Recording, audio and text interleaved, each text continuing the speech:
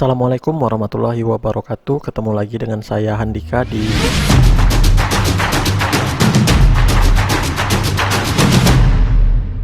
Pada video kali ini saya akan menjelaskan tata cara dalam mem-PHK karyawan berdasarkan Peraturan Pemerintah Republik Indonesia Nomor 35 Tahun 2001. Ini adalah PP 35, Peraturan Pelaksanaan dari Undang-Undang Cipta Kerja yang sudah bisa di-download di hukumonline.com ya teman-teman. Sebenarnya ini agak mirip dengan Undang-Undang Ketenagakerjaan sebelumnya, tapi ada sedikit perbedaan. Nah, sebelum saya lanjut, tentu saya mohon maaf dulu ya buat teman-teman yang sudah senior dalam memahami undang-undang. Apabila nanti ada kesalahan saya dalam memahaminya, saya minta maaf ya. Oke, kita lanjut. Pada pasal 37 ayat 1, perusahaan, pekerja dan pemerintah harus mengupayakan agar tidak ada terjadi PHK ya. Jadi jelas di sini di dalam PP ini Peraturan Pemerintah pasal 37 ayat 1 ini sudah disebutkan bahwa perusahaan, pekerja, dan pemerintah harus mengupayakan agar tidak terjadi PHK. Tetapi dalam kenyataan hidup ya, PHK kadang tidak bisa dielakkan.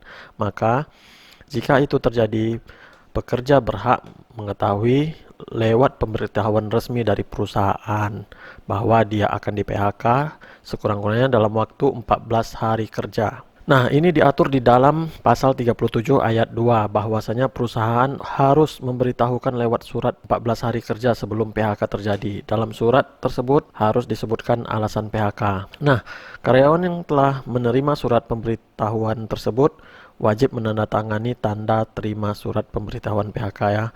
Jika tidak ada tanda tangan maka dianggap cacat formil.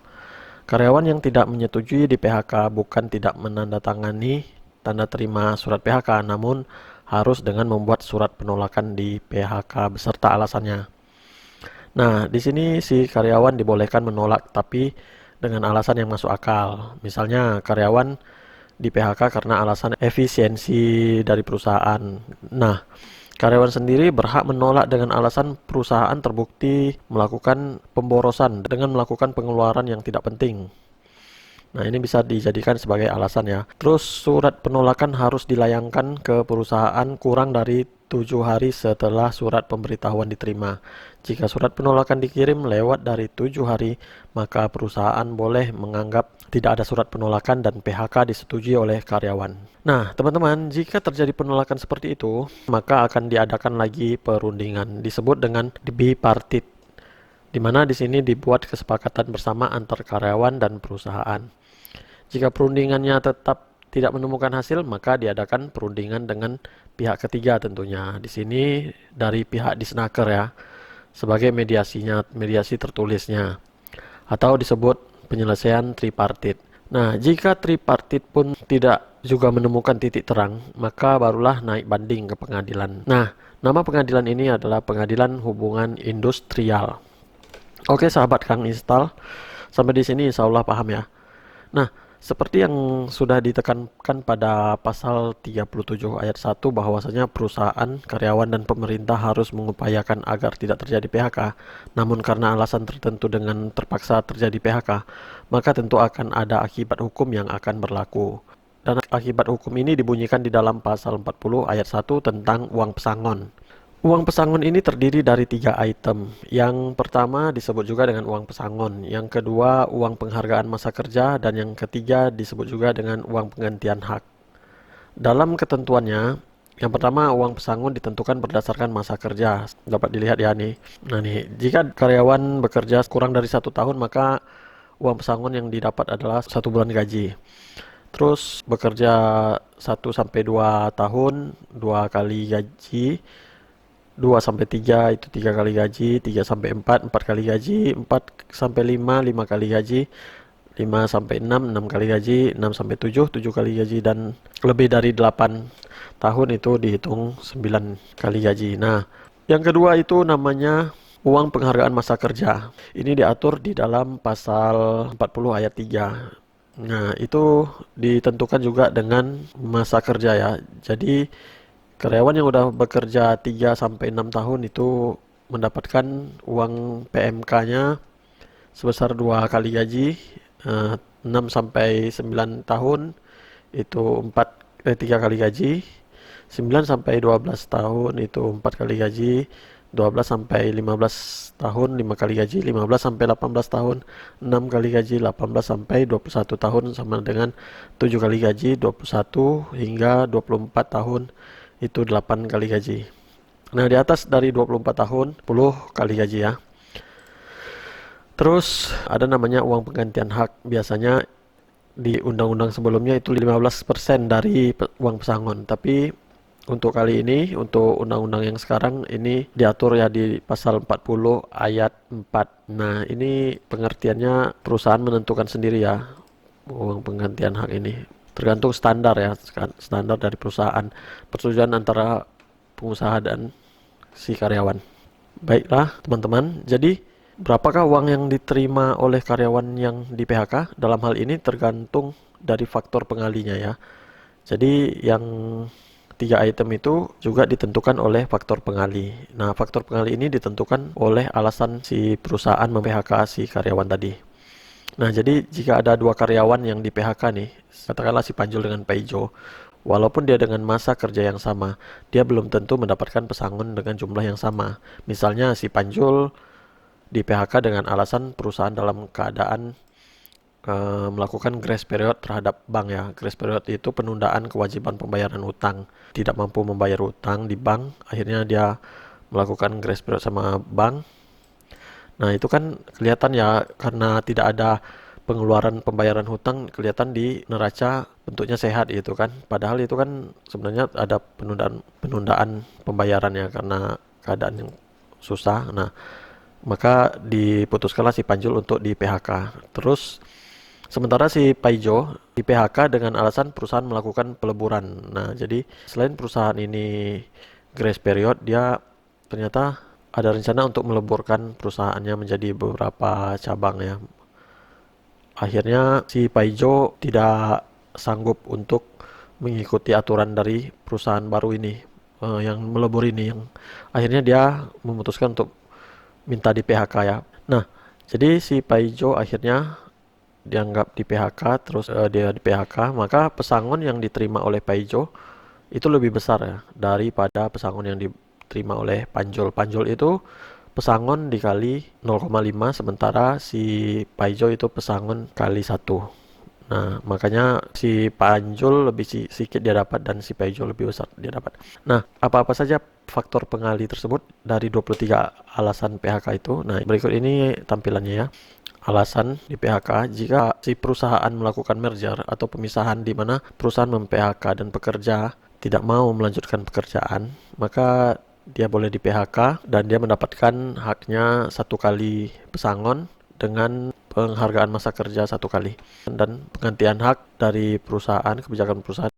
Nah, untuk pengambilan alih perusahaan diatur di pasal 42 ayat 1, itu 1 kali gaji ya, berdasarkan pasal 40 ayat 2. Terus penghargaan masa kerjanya 1 kali. Ini penghargaan masa kerja 1 kali semuanya ya, kecuali untuk pekerja mengundurkan diri karena kemauan sendiri, itu juga diatur di dalam pasal 50, tidak mendapatkan pensiun dan tidak mendapatkan uang penghargaan masa kerja, sementara dia mendapatkan uang penggantian hak beserta mendapatkan uang pisah ya. Uang pisah ada lagi ketentuan undang-undangnya, nanti kita bahas di lain waktu. Terus pekerja mangkir 5 hari. Nah, pekerja yang alfa ya, tidak datang kerja 5 hari tanpa pemberitahuan berturut-turut dipanggil oleh perusahaan 2 kali dengan secara patut. Datu dipanggil secara tertulis, maka berhak perusahaan melakukan PHK tanpa mendapatkan uang pesangon dan tanpa mendapatkan uang penghargaan masa kerja. Uang penggantian hak tetap diterima dan pekerjaan mendapat uang pisah ya. Untuk yang memasuki masa pensiun itu di pasal 56, diatur di dalam pasal 56. Nah, ini 1,75 kali pesangon ya. Jadi uang pesangon yang dia dapat adalah 1,75 kali pesangon. Terus UPMK-nya, uang penghargaan masa kerja, itu 1 kali dan uang penggantian hak dibayarkan ya. Nah, oke. Sekarang kita kasih contoh ya. kita ibaratkan namanya Panjul lah ya. Si Panjul ini bergaji 6 juta. Dia sudah mengabdi bekerja selama 27 tahun. Terus si Panjul di PHK oleh perusahaan dengan alasan, nah itu dia tadi ya, dengan alasan pensiun. Oke, sekarang kita hitung dulu pesangonnya. Pesangon itu karena dia bekerja 27 tahun, maka uang pesangon yang dia dapat adalah ini, 9 bulan upah. Kenapa 9 bulan upah? Karena masa kerja 8 tahun atau lebih itu dihitung 9 kali upah. Nah, berarti 6 juta dikali 9. Jadi dapatnya 54 juta. Inilah pesangon. Sementara karena alasan dia di PHK adalah karena pensiun, maka 54 juta ini kita kali dengan 1,75. Dari mana dapatnya 1,75? Dari dalam pasal 40 ayat 2. Bahwa yang di PHK karena alasan pensiun maka dikali 1,75. Maka hasilnya 94 juta. Nah, ini uang pesangon. Bagaimana dengan uang penghargaan masa kerjanya? Uang penghargaan masa kerjanya adalah tertuang di dalam pasal 40 ayat 3 PP nomor 35. Nah, penghargaan masa kerja ini karena dia bekerja selama 27 tahun, maka dihitung 10 kali gaji. Kenapa? Karena 27 tahun itu adalah di atas dari 24 tahun, maka UPMK-nya didapat 10 kali gaji. Nah, jadi 6 juta dikali 10. Dapatlah UPMK segini. Nah, terus apa lagi?